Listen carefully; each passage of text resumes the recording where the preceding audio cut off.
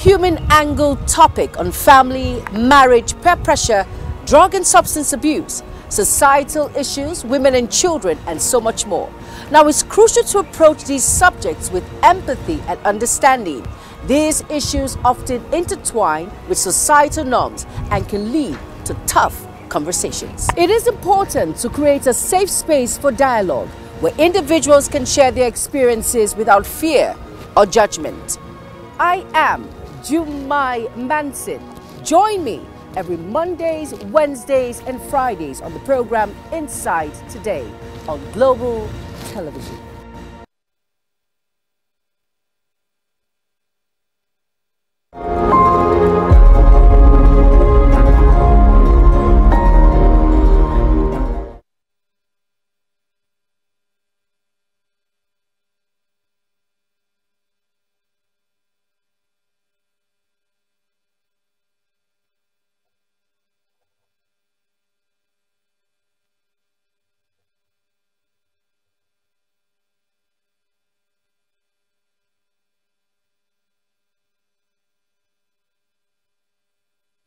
When are you going to be pregnant? Why are you wasting so much time in getting pregnant? What is going on? Are you sure you and your husband are medically and physically okay? And can you have children? Why is it taking so long? 1 year, 2 years? Why is it keeping you both so long? Well, hello and welcome to Inside Today. I am Jumai Manson. Today we're looking at a very sensitive topic. Marriage is a journey and not a race. Let's ditch the countdown to parenthood. I am being joined by an amazing personality, my friend turned sister, Jacqueline Adebija. She is a communications specialist, head of programs in Victor FM, all the way from Kaduna State. Stay tuned, the program continues shortly.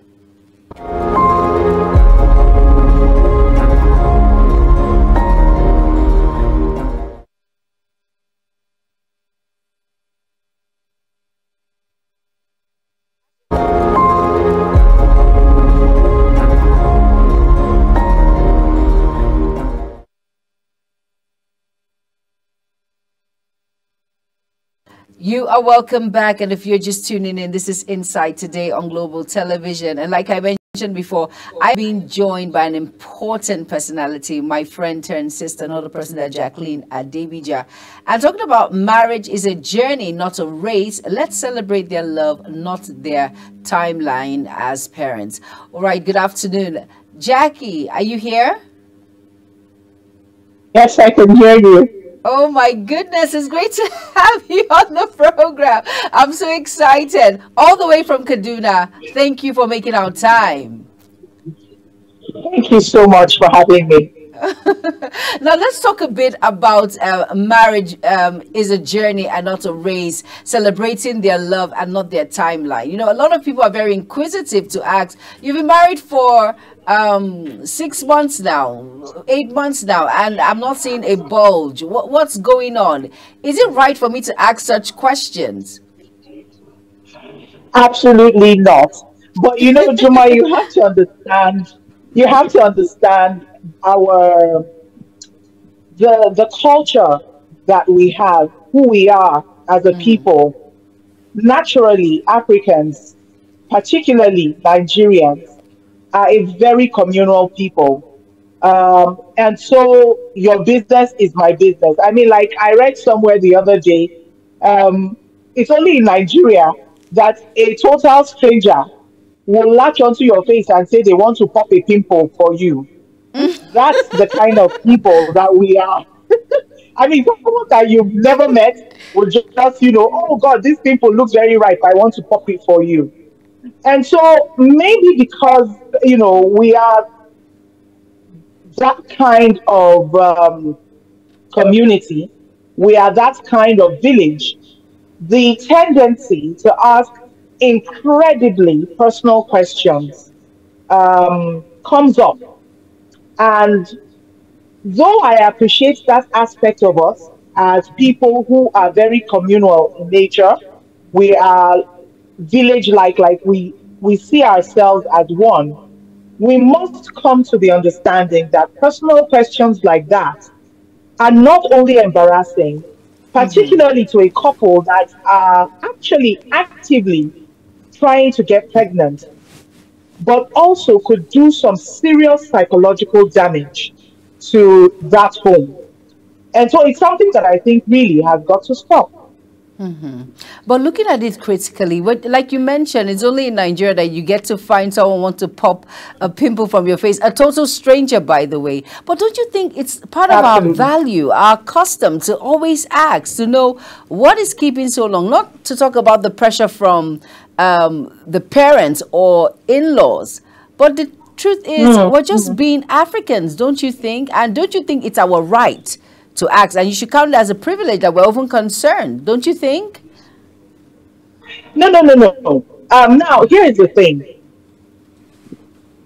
From where we're coming from, talking about being a communal people, people who make everyone's business, every other person's business is my business. You need to also understand that some things have changed.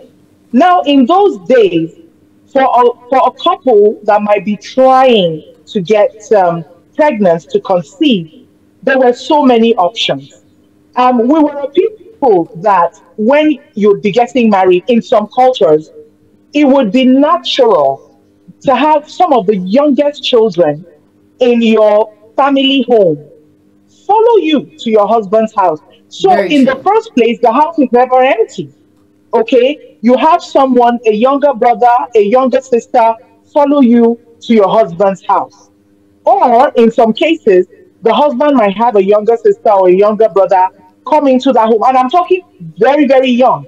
In some instances, 3-year-old, 4-year-old, you have like a almost being handed a baby, a toddler, to take into your marital home. That's one.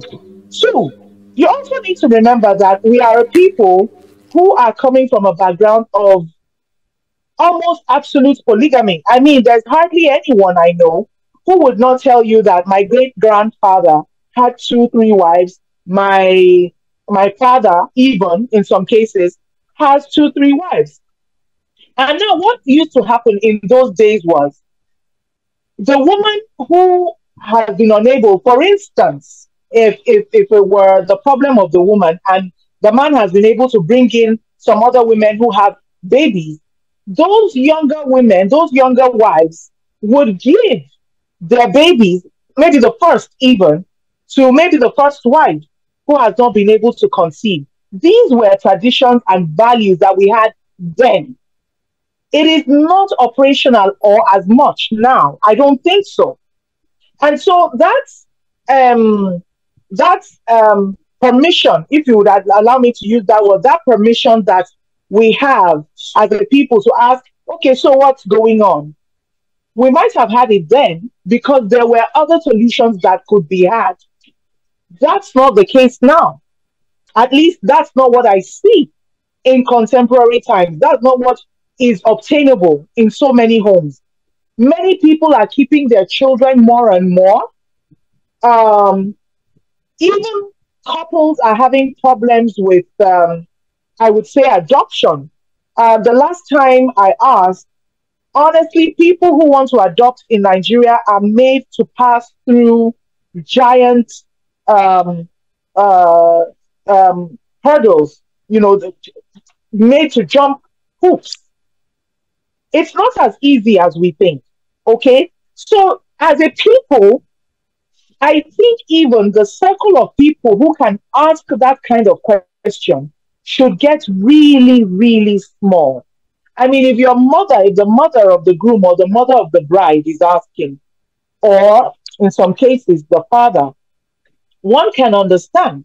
But when you are having friends and people who are not within the immediate circle of trust of such couples, I do not think we have any any ground on which to stand to be asking anyone, so when are we coming to eat rice? When are we, we do not really have the right to ask any couple, because that one question that you're asking could actually have a terrible ripple effect in that home that very day, because you really do not know what's going on behind closed doors.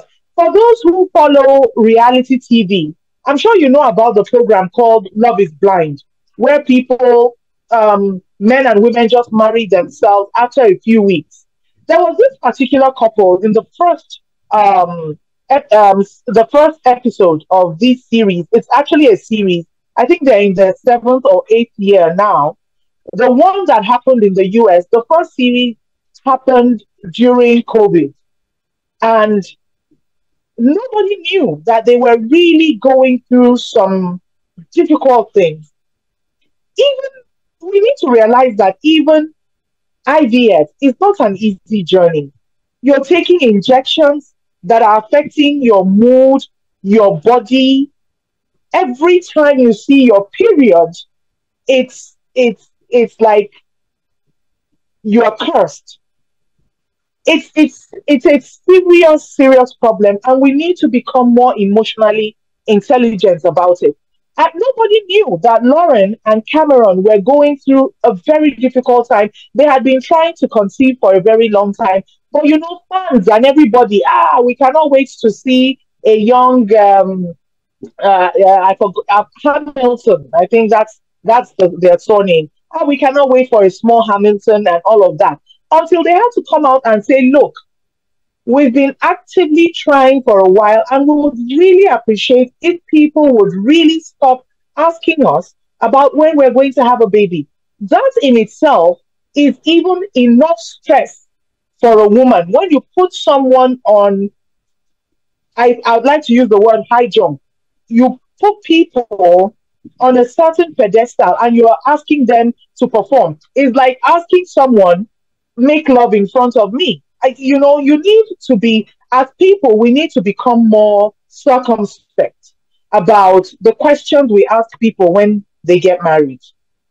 Truth Really. is, but the truth is, Jackie, I've heard all you have said, but the truth is, we are Africans, and it's our job. Will I say it's our job to be nosy? But it's only a way that we show concern. So how do we go about it when these individuals have been married for over 1 year, 2 years? How do you act? Do you just ignore? Because at the same time, when you ignore, it shows that you're not being supportive and you do not care. I don't know, where do we stand in all of this, really? Because if I ask a So question I'm one just yet, what's going on, or are you, because there's some individuals, because now people have evolved, they'll tell you, I'm not going to have kids after 3 or 4 years. But when that is not the case, how do I show support without being nosy, without being insultive, without causing havoc in that particular home? so how about we wait for people to come to us for help? Because sometimes in our being nosy, we assume that this person must need my help. Why don't you wait? Let the person come to you. I love your topic. Marriage is not a race. So who is to say that 5 years is enough into a marriage? Who is to say 10 years into a marriage is too long? If you want to get to know yourselves, you want to travel the world. Look, let me even now say something that might prove unpopular with our viewers. Sometimes having children early in marriage is a minus, not a plus. Really? Particularly if in that, yes, particularly, I mean, children are a blessing. Don't Yes, get me throw wrong. more light on that, But Jackie. every I really need situation, to know. right? So every situation is different. If, for instance, I meet a man in 6 months and we're married, you think it's going to be wise to start to have children almost immediately in six Okay. months? I mean, you could date yourselves for 20 years. And when you get into marriage, you find out that there are things that you really did not know about your partner. How much more a shotgun courtship where you had barely any time to get to know each other? You must give time to get to know each other. Enjoy yourselves. Be able to make love anywhere in your home.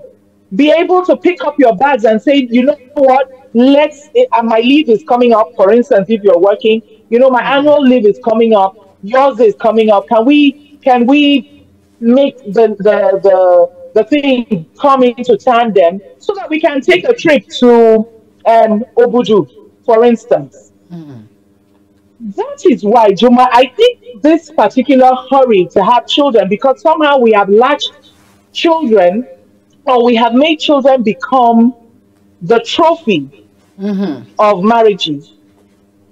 This is why, for a lot of couples, when those children grow up and they leave the home, you find out that you're married to a stranger. You really do not have anything in common with the person you call husband or wife. And then this is where a lot of people go into midlife crisis, what we like to call the midlife crisis. You begin to see other men, you begin to see other women, simply because you really do not know this person that you've been married to for the past 30 years, for the past 25 years, because children became the focus. And because you didn't really get to know each other before you started to have children, you cannot even have a conversation anymore without one of the children's names popping up in between that conversation. It's like they're your conversation starter, they're your everything, frankly, everything. So, look, children, once again, I'm saying, so that I don't get misconstrued by our viewers, children are a blessing. Yes, they But are. there is no timeline to when you should start to have children. And, after all is said and done, I think the X factor, which is God, comes into all of this. God knows exactly when to bless you with the children that you desire. If you so desire, if you so desire to have children, God knows exactly when to bless you with them. Okay? Marriage is not a race. Honestly, it's a personal journey that each and every person that gets married gets to go on. And where you get your pit stops, where you stop to drink water, like in a marathon, where you want to rest even, is a very personal thing. There is no two journey that is alike. Everybody gets to go on a very personal journey that cannot be replicated, because the two people in that marriage are so unique. There's no other type of, there's no clone of those two people anywhere. So it's impossible to replicate their journey.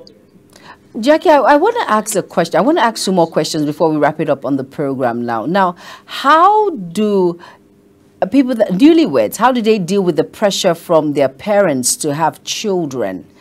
That pressure of, oh, I want my grandbabies, I want to carry my grandbabies.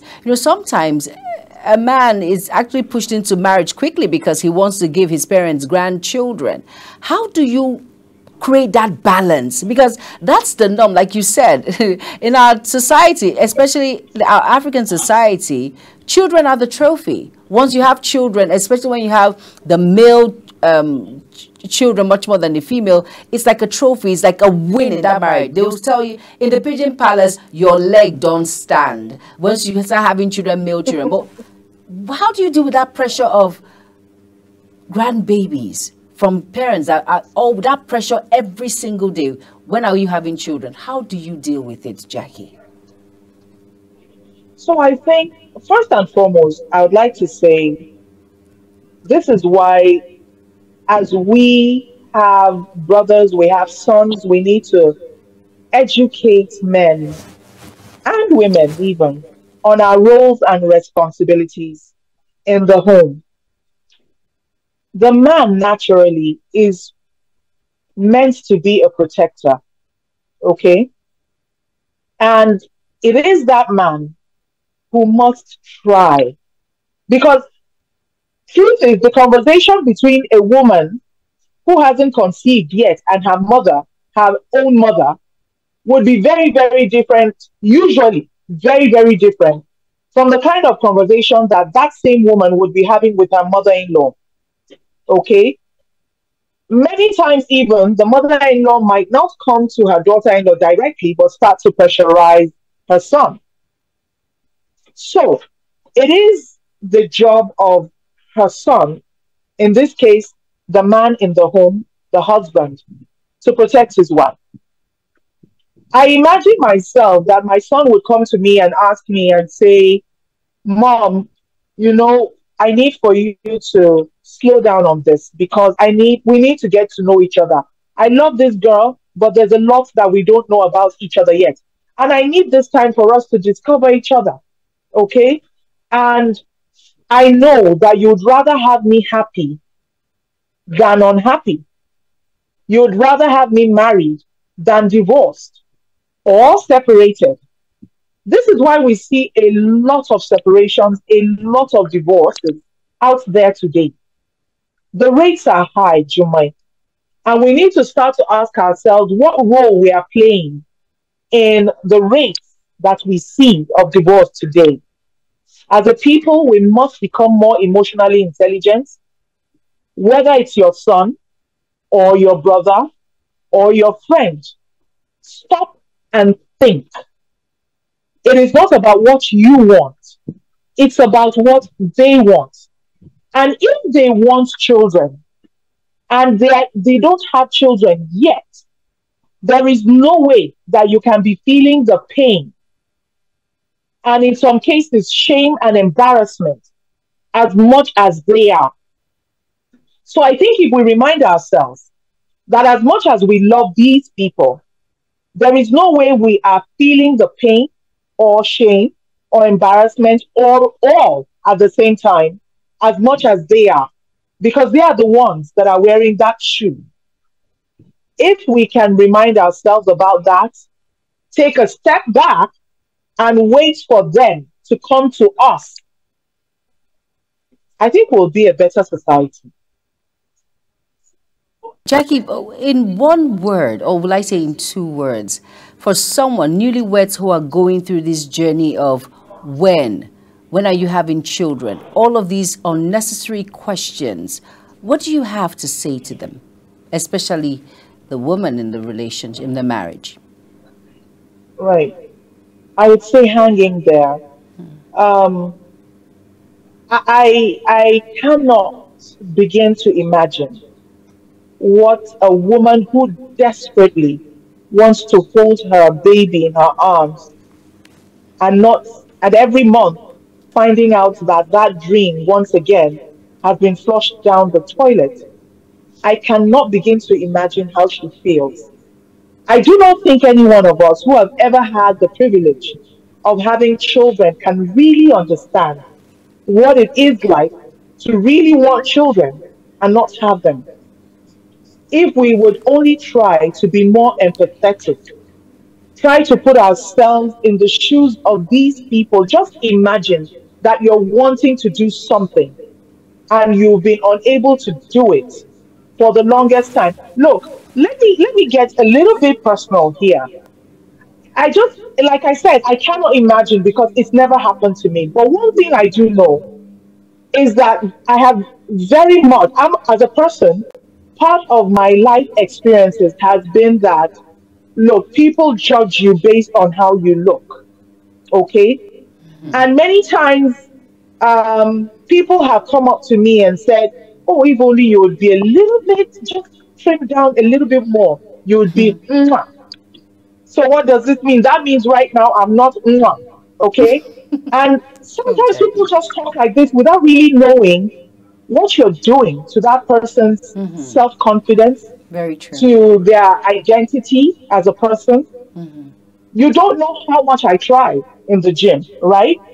And if you ask anyone who has ever tried to lose weight, they will tell you that's why some people go the way of having gastric bypasses. The Ozempic is there today for us and the rest. And I'll tell you that even those people feel a little bit of shame because the world has made them feel like you couldn't do it on your own. So, what am I saying? We all have something that we might want desperately and have not been able to get it. Very Maybe true. sometimes imagining yourself not having that thing that you so want is just a tiny, tiny percent what you're feeling is a tiny percentage of what a woman who wants a baby and is not getting it is going through. So I'm just saying, Well done. let's be more empathetic. And then for Exactly. these women, please just hang in there. Hang in there. It's Ah, gonna thank you. happen. Just Thank hang you. in there.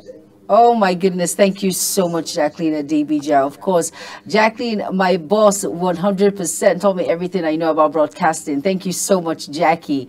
Thank you for being a part of Insight today. I am so grateful to have you.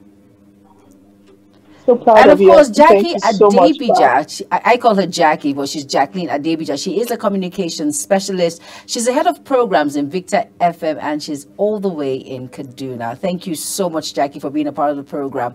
God bless you. Thank you for this beautiful insight. Thank Now, you. newlyweds are embarking on a beautiful journey of building a life together.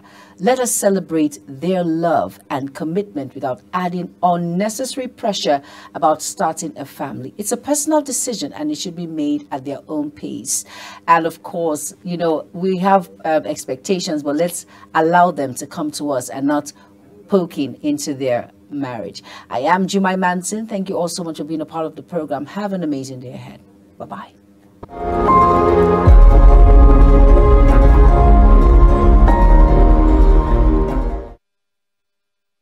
That human angle topic on family, marriage, peer pressure, drug and substance abuse, societal issues, women and children, and so much more.